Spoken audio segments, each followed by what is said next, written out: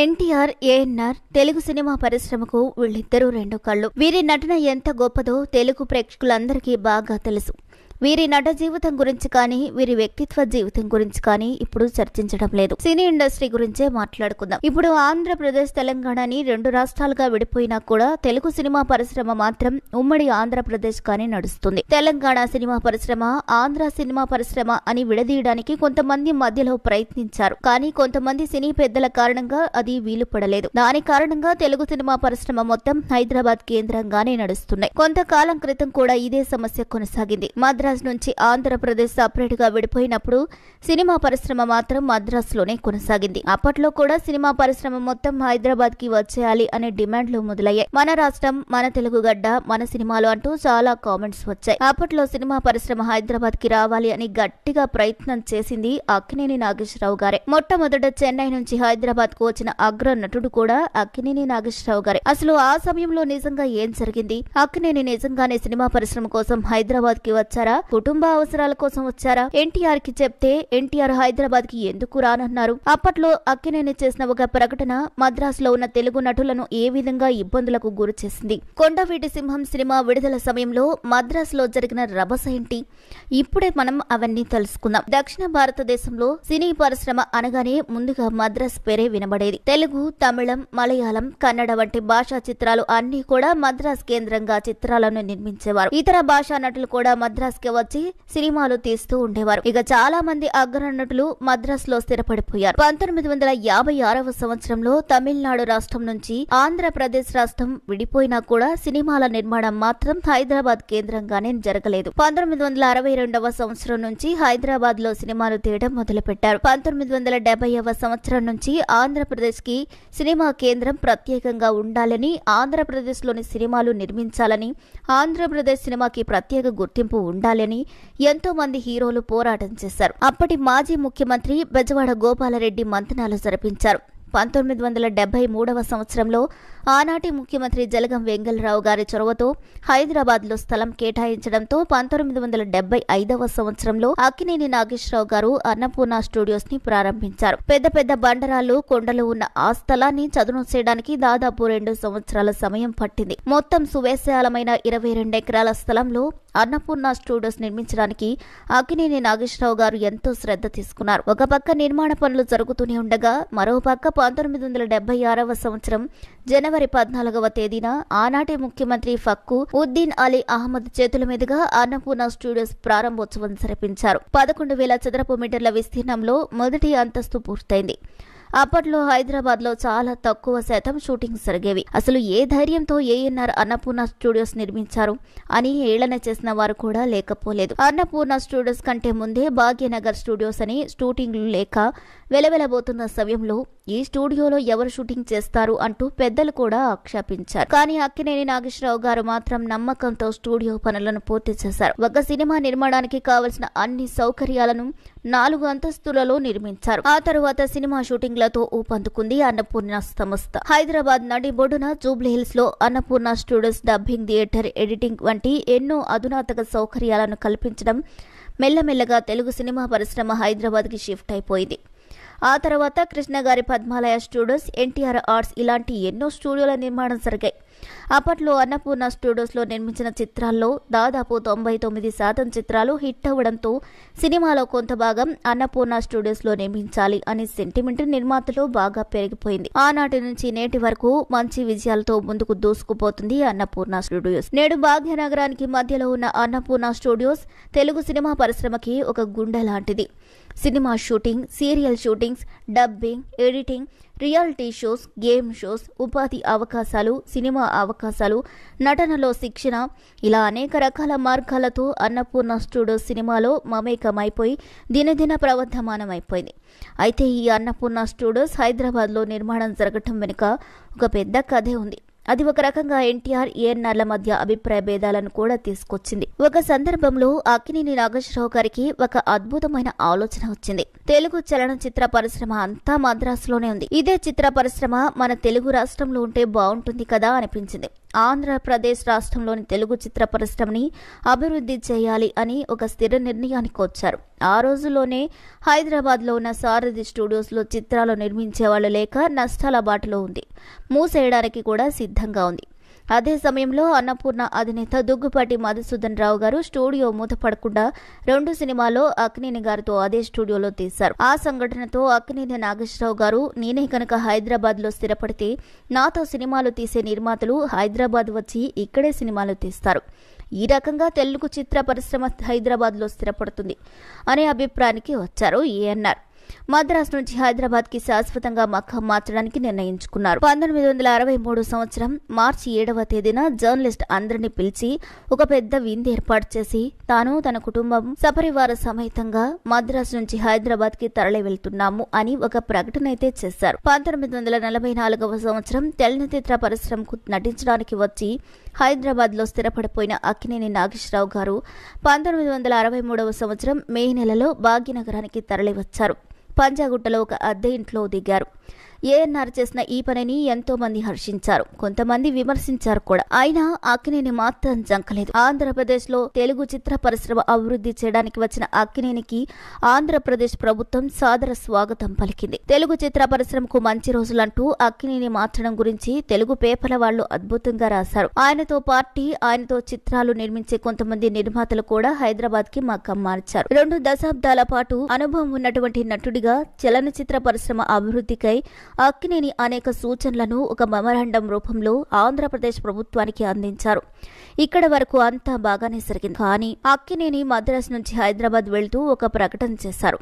ఆ ప్రకటన కారణంగా మద్రాసులోనే ఉన్న తెలుగు నటులైన ఎన్టీఆర్, ఎస్వీఆర్ లాంటి అగ్రనటులు కూడా ఇబ్బందుల పాలు చేసింది.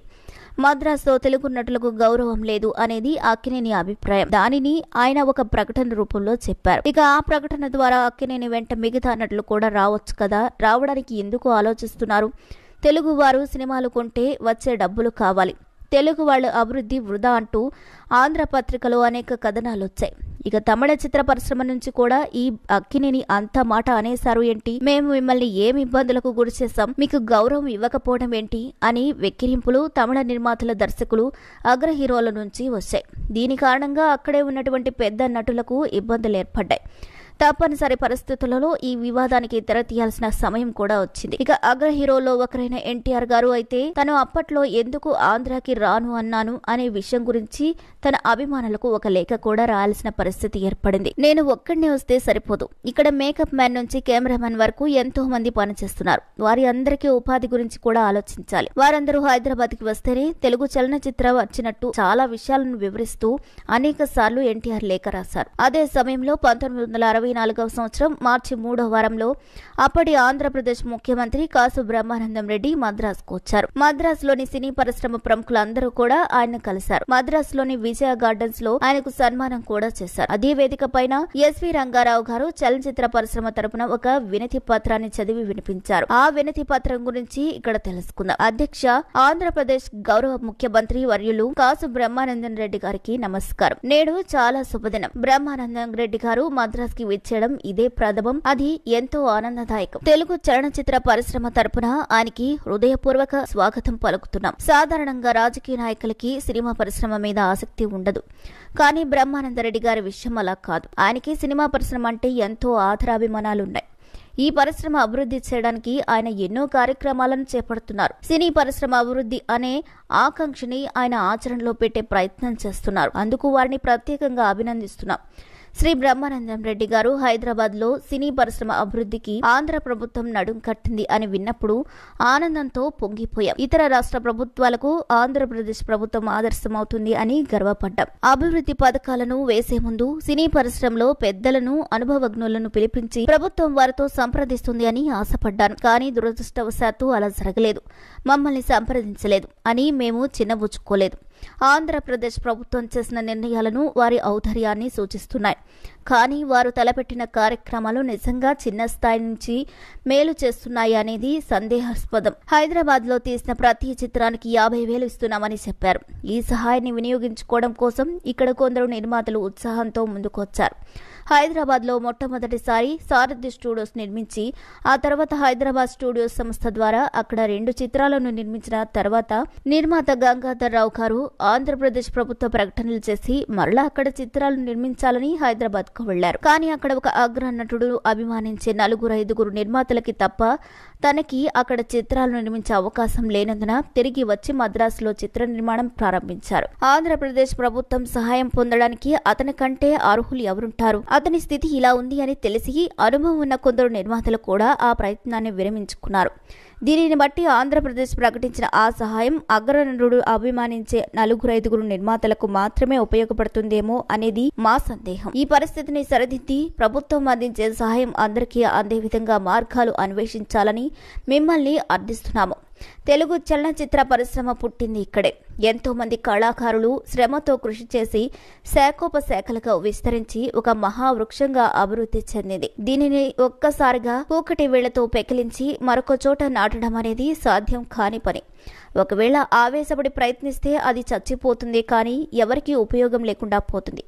నాగిరెడ్డి రామారావు గారు హైదరాబాద్ కు వస్తే జరిగేది ఏముంటుంది? ఇక్కడ పనిచేసే సాంకేతిక నిపుణులు, నటీనటులు, సంగీత దర్శకులు, వైద్య నిపుణులు, నేపథ్య గాయకులు, డాన్సర్లు, నృత్య దర్శకులు మొదలైన వాళ్ళు వేలాది కుటుంబాల నుండి మాటేమిటి?